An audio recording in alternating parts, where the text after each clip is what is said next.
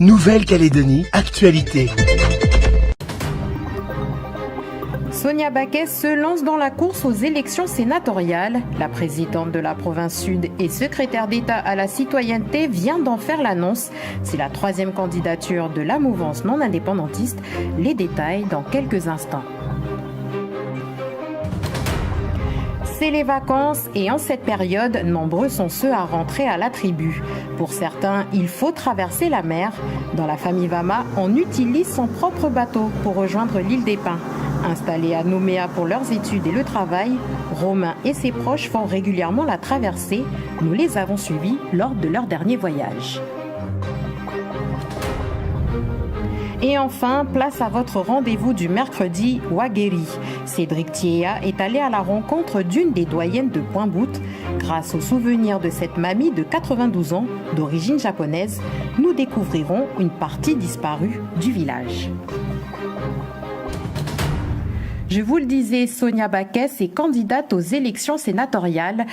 La présidente de la province sud et secrétaire d'État à la citoyenneté en a fait l'annonce aujourd'hui à 17h. C'est la 3e candidature de la mouvance non indépendantiste. Elle se présente face à Pierre Frogier et Georges Naturel.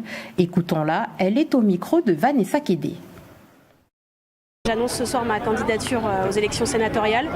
C'est un moment important pour la Nouvelle-Calédonie dans lequel les choses vont se jouer au Parlement, à l'Assemblée nationale et au Sénat sur la réforme constitutionnelle. Donc c'était important d'être candidate aujourd'hui. Il n'y a absolument pas de cumul puisque en fait, tant que je suis secrétaire d'État, ce sera mon suppléant qui siégera au Sénat. Donc la situation restera comme celle qu'elle est aujourd'hui et le jour où je ne serai plus secrétaire d'État, je devrai choisir. Ce qui est très clair et on l'expliquera tout à l'heure, c'est que c'est une volonté d'unité avec entre la majorité présidentielle et les LR. Et quand le candidat sera investi par les LR, effectivement, il y aura un ticket.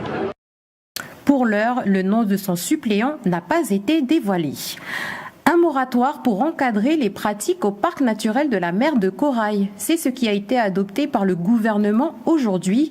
Objectif, protéger les ressources minérales profondes. Il faut dire que cette zone marine de plus d'1 million de kilomètres carrés suscite un grand intérêt commercial et scientifique. Ce texte, sur une période de 10 ans minimum, n'autorise que les explorations ou exploitations à but scientifique, à condition d'être non invasives. Mais à l'heure actuelle, il n'y a pas encore de liste définissant ces techniques dites invasives. Je vous propose d'écouter Jérémy Katidjo-Monnier, membre du gouvernement en charge de ce dossier. Il est interrogé par Anna Mazer-Pirodon. Comme on ne peut pas définir de technique avec du recul, ce qu'on propose, c'est justement de faire une pause et de laisser à la prochaine génération, dans 10 ans ou plus, c'est le Congrès le souhaite, de choisir s'ils veulent commencer certaines techniques à mettre en œuvre dans le parc. Aujourd'hui, ce qu'on autorise et qu'on encourage, c'est uniquement la recherche scientifique. La recherche scientifique avec des méthodes scientifiquement reconnues grâce à des notices d'impact. Donc on veut vraiment faire du parc une plateforme de recherche, mais pas une plateforme de prospection minière. Connaissez-vous les compteurs d'eau intelligents? Il s'agit d'un dispositif qui permet à l'abonné d'être informé en temps réel sur sa consommation en eau et de lutter contre le gaspillage en repérant les fuites. Déjà disponibles depuis quelque temps déjà à Nouméa et à Koumak, ils font progressivement leur apparition ici à Koné. Alors comment cela fonctionne? Élément de réponse avec Océane Zobler. Tous les compteurs sont déjà équipés avec la télérelève, sauf celui-ci qui est en cours d'installation. Depuis ce matin, Eugène enlève les anciens compteurs d'eau pour les remplacer par des nouveaux équipés d'émetteurs. Une fois installés, ils permettront d'envoyer en temps réel chaque donnée de consommation d'eau sur un serveur commun. Et c'est l'émetteur, donc a une pile intégrée et qui fonctionne pendant toute la durée de vie du compteur. Donc les informations reçues, elles sont centralisées et puis elles sont surtout disponibles pour chacun des abonnés qui peut les consulter sur son agence en ligne. Dessus, il aura l'état quotidien de sa consommation et il pourra même configurer des alertes sur consommation. La deuxième chose, c'est un algorithme qui permet de détecter les fuites. Et là, l'algorithme prévient automatiquement l'abonné si jamais il y a quelque chose qui se passe mal sur son réseau. Les usagers sans accès à Internet pourront aussi être avertis par SMS. 6000 abonnés de VKP seront ainsi progressivement équipés d'ici 2024. Un service que certains découvrent comme Nicolas, à qui l'on vient d'installer un nouveau boîtier. Donc là, en théorie, tu as même déjà accès sur ton agence en ligne à ta consommation au quotidien. J'ai vu passer les agents d'Aquanor la semaine dernière, mais je pensais que c'était pour une relève standard. Et ben, je trouve que le dispositif pour détecter les fuites, en tout cas, ça peut être très utile. Après, et pour les gens qui souhaitent pouvoir mesurer leur consommation au quotidien aussi. Depuis leur bureau, le Sivom VKP peut également avoir accès à toutes les données. Si je vais sur n'importe quel compteur, donc là par exemple on a un établissement scolaire qui a une fuite, on le voit ici sur la petite barre bleue, donc on voit que tous les jours on a un débit minimum de cette valeur là. On va rentrer en plus en période El Niño, donc on a à craindre de nouveaux épisodes de sécheresse. Donc ça me permet de cibler et de pouvoir contacter les abonnés de manière ciblée pour pouvoir après faire de la sensibilisation. La mise en place de la télérelève coûtera au total 90 millions de francs au Sivom et ne devrait engager que très peu de frais supplémentaires au consommateur qui verra sa facture augmenter de 300 francs par trimestre. C'est les vacances et en cette période, nombreux sont ceux à rentrer à la tribu. Pour certains, il faut traverser la mer, pendant que les autres prennent les transports collectifs. Dans la famille Vama, on utilise son propre bateau pour rejoindre l'île des Pins. Installés à Nouméa pour leurs études et le travail, Romain et ses proches font régulièrement la traversée. Natacha Ogui les a suivis lors de leur dernière traversée de Boulari, au Mont d'Or, à Kéré, à l'île des Pins. Il est 10h du matin quand Romain, ses parents et sa fratrie quittent la marina de Boulari direction leur domicile à la tribu de Kéré, à l'île des Pins. Pour cette petite famille, les longs week-ends ou encore les vacances scolaires comme aujourd'hui sont les occasions de retrouver leur île. Et comme à l'accoutumée, au lieu de prendre le béticho ou l'avion, ils s'y rendent par leurs propres moyens. Bagages, ravitaillement, plantes, la famille Vama peut transporter un important volume d'affaires. Ce sont les avantages de cette traversée. À l'intérieur du lagon, la mer est calme. La petite famille aura mis pratiquement 1 heure pour atteindre le canal Wooding situé entre Goro et Lilouin. On est arrivé au canal entre Yaté et Lilouin. Après ça dépend si on sort et puis c'est mauvais temps. Sinon, voilà, 1 heure ou 2 heures. Une fois passé le canal, Romain et son équipage atteignent les 2 grandes passes, celle de la Havana, puis celle de la Sarcelle, qui est la plus difficile. Aujourd'hui, la petite famille est chanceuse car il fait beau. Ils s'accordent une pause casse-croûte sur le tout premier îlot de l'île des Pins. C'est mieux de partir avec son bateau, parce qu'au moins tu peux accoster où tu veux, tu arrives directement là à la maison. Puis voilà, s'il faut faire des pauses. 1 heure plus tard, tout le monde arrive à destination, accueilli par le grand-père Maurice. Cette traversée, c'est grâce à lui qu'ils peuvent la faire. Enfin, pour moi, quand je fais la traversée, c'est toujours un défi, dans le sens propre du terme. Parce que c'est le contact physique avec la mer. Contact physique avec les lieux de passage des anciens d'avant. Voilà. C'est une fierté parce que je l'ai fait avant avec les grands-pères, les papas, mais en pirogue.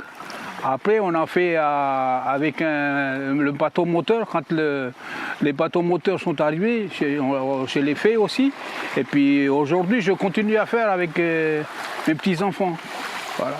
C'est important parce que ça permet aussi de connaître un peu les récifs, les îlots quand on démarre à Nouméa. Puis voilà, c'est le trajet qu'on fait, c'est les vieux avant qui ont transmis jusqu'à aujourd'hui. Voilà, ça permet de continuer, quoi. Pour Maurice, perpétuer cette tradition est une façon d'honorer tous ces hommes de la mer, grands navigateurs qui étaient les coudniers. La traversée, c'est toujours un moment spécial. parce que ça nous fait repenser du temps des anciens, où on faisait la liaison entre l'île des Pins et puis et la Grande Terre. Mais avant, c'est du temps des anciens, c'était sur les pirogues, pour des cérémonies coutumières, pour des mariages, des deuils. Voilà, c'est surtout ça. Et puis aussi, du temps des vieux, c'était les guerres. Les guerres, les Kouniers étaient des sacrés guerriers avant. Ils faisaient la guerre du sud jusqu'à Wailou. Oui, et ils allaient en pirogue. Dimanche, la petite famille a de nouveau quitté la baie de Wameo, direction la capitale. Dans quelques années, c'est Péouin le cadet qui sera certainement aux commandes du bateau. On lui souhaite de nombreuses traversées. Je vous propose de nous rendre à Koumak maintenant. L'association Les Petits Picots de Pointe-Bout y organise des stages de natation. Cette semaine, un camp est proposé sur 2 jours. Natacha Ogui y était et elle a suivi Chiara et Dominique. Reportage.